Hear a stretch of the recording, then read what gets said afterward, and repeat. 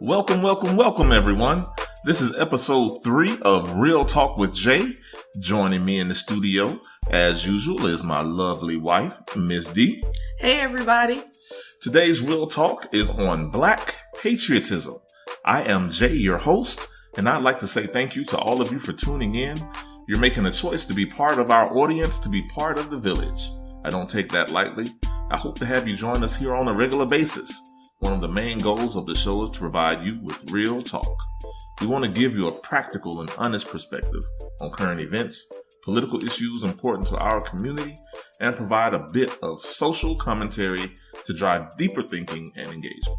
Since we're only 3 episodes in, I want to remind everyone that I base these conversations primarily from one of 3 quotes from Dr. Martin Luther King. These are quotes that inspire me to do what I'm doing here with the show. The quote that I'm going to focus on today is the first one. The ultimate measure of a man is not where he stands in moments of comfort and convenience, but where he stands at times of challenge and controversy. I like that quote a lot. Under the premise of that quote, I'm going to work to bring you intelligent dialogue with today's episode. As of late, Black patriotism seems to be under attack, so I want to drive some thought and discussion on that issue. Okay, let's do it. As a nation, we recently celebrated Memorial Day. Aside from the usual backyard and community barbecue celebrations, those 3-day weekends that we have. We celebrate Memorial Day to remember the sacrifices of soldiers who died while serving in the armed forces. Those soldiers and their families have paid the ultimate sacrifice through serving our country. Here in the United States, there is no greater sign of loyalty or act of patriotism than dying under the banner of the United States military. Throughout our country's history, African American soldiers have played important roles in protecting the freedoms and the rights of our great nation. Yes, they have. From the first conflict in the United States to every conflict thereafter, we have participated. We have led the way. And yet, there's a serious misconception that African Americans are not patriotic. And I'm not sure where that comes from, because not only are we patriotic, but we are the most patriotic. And let me be upfront with this. This topic is one that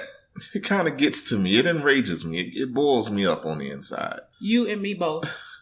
When people have the nerve to say that Black folks aren't patriotic, I think, how dare they? I see it as a failure on their part to acknowledge the tumultuous history of our country and the numerous contributions African Americans have made in the armed forces. The thought that some people see us as being unpatriotic is just unfathomable. I agree with you, Jay. The fact that people would even question Black patriotism, in my opinion, is willful ignorance. And what it really is an attempt at a Jedi mind trick.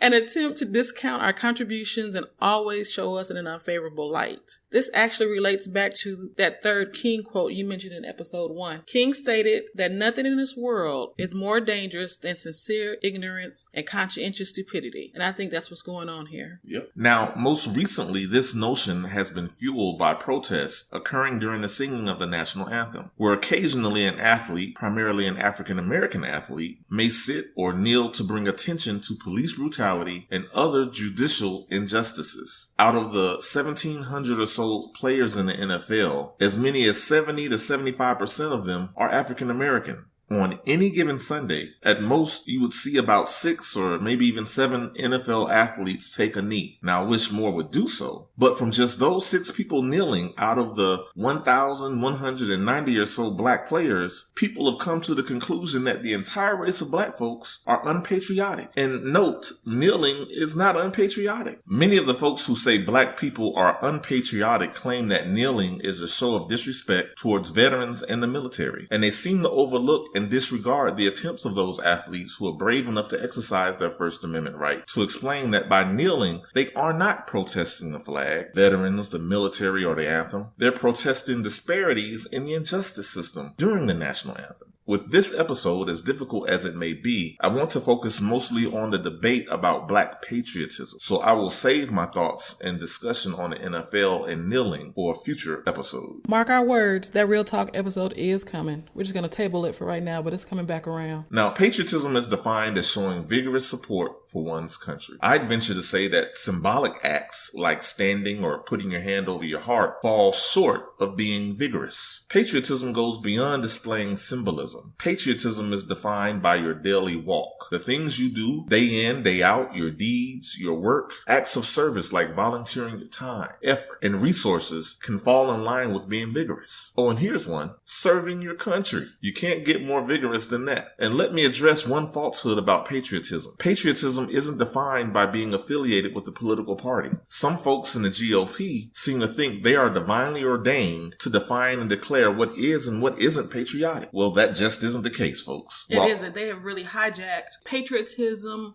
religion, morality, when in fact they're the complete opposite. While they are entitled to make their own opinion, they aren't entitled to create their own facts. So I tell you, Republicans, you are not the know-all, be-all of patriotism. Let me share a scenario that many black households can relate to. Imagine having a grandfather or a great-grandfather fight in and survive World War II, only to return home and not be able to eat at the restaurants he fought for, not be able to sleep in the hotels he fought for, not be able to use the same restrooms as the white people he fought for, not be able to look white people in the eye out of fear they will feel disrespected in some way and want to make it an issue even though he fought for them, not be able to acquire a loan to buy a home. How much wealth was lost with that? Imagine hearing your grandfather tell you stories about how he would leave home and hug his wife and his children and hold them tight and make sure he didn't leave home on a bad term out of fear he wouldn't make it back home because of roaming lynch mobs. And this is just leaving the house. This isn't necessarily he's going off to war.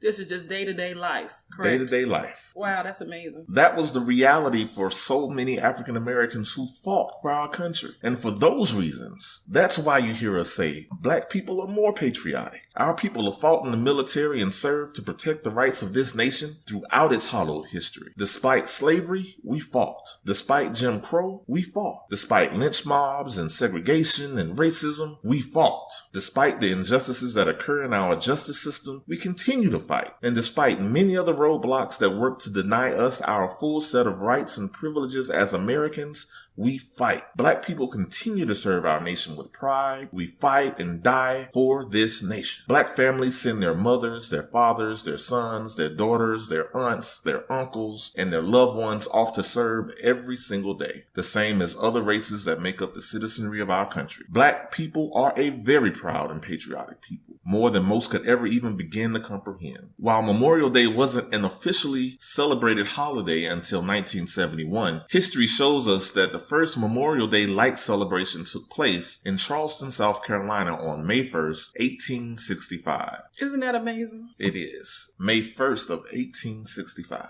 It was hosted by a group of former slaves. 10,000 people participated in the parade to honor 257 Union soldiers who had fallen during the Civil War in a Confederate prison camp. The bodies of those 257 men were reburied so they could have a proper burial. Now, many history books seem to overlook this event and credit others for inspiring what has become known as Memorial Day. Revisionists just love to rewrite history to his story, don't they? It's amazing sitting here listening to you talk about the first Memorial Day. It's just mind-blowing. From the Revolutionary War to the conflicts in Iraq and Afghanistan, African American soldiers have served with honor and pride. From digging ditches and pulling barbed wire to flying bomber escorts and driving armored tanks, African American soldiers were often noted for going above and beyond the call of duty. When the country wanted to push westward towards the Pacific Ocean, enter the Buffalo Soldiers. When bomber escorts couldn't seem to stay in the fight long enough to protect the bombers, enter the Tuskegee Airmen. When ground divisions were needed to break German lines, into the Black Panther Battalion. During World War I, who spent the most time protecting and driving the front lines? The 369th Infantry Regiment, whom the German army came to fear and call the Harlem Hellfighters. The American Revolution began with the death of Crispus Attucks. Imagine the irony of this. The birth of our country's freedom began with the death of a black man who was a former slave. Our first great patriot was a black man. The price has been paid. The receipts are present. There is no doubt that black folks are indeed patriotic. So please, the next time you hear someone say we are unpatriotic, read them with the receipts. Then ask them if draft dodging is patriotic. As I stated earlier, this topic is one that really burns me up on the inside. Revisionist history is often written to leave us out or to paint a negative portrait, no matter how tainted it is, with untruths. So I'm not going to remain silent as people try to label us as being an unpatriotic people.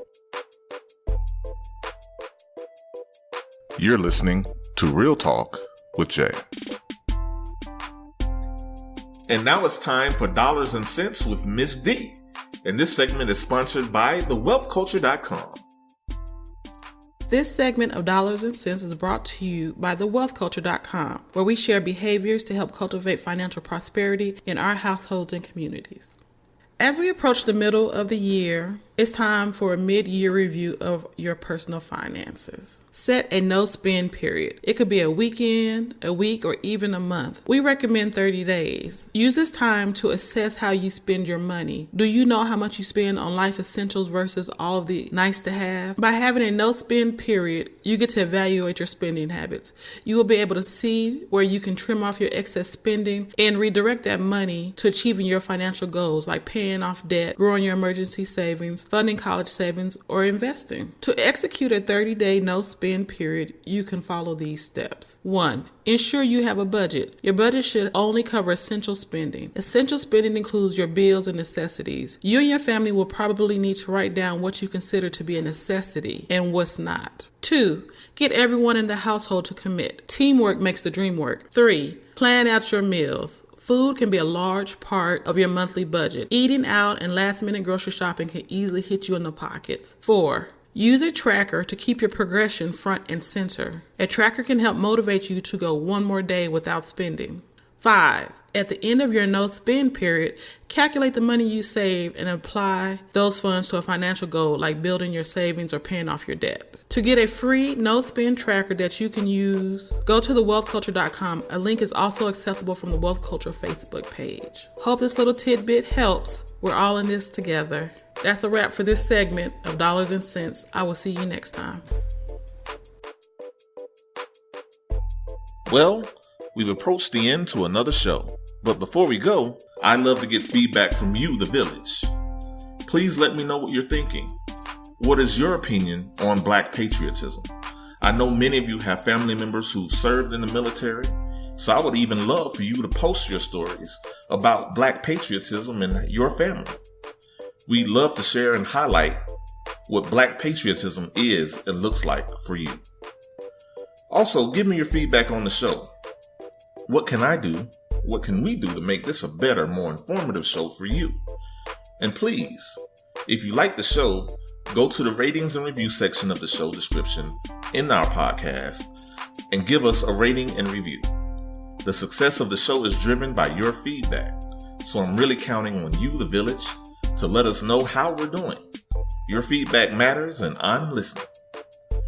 You can also join in on the discussion on Facebook. Look for the Real Talk with Jay Facebook page, like the page, and join in on the discussion. You've been listening to Real Talk with Jay. We are out and we will see you next time.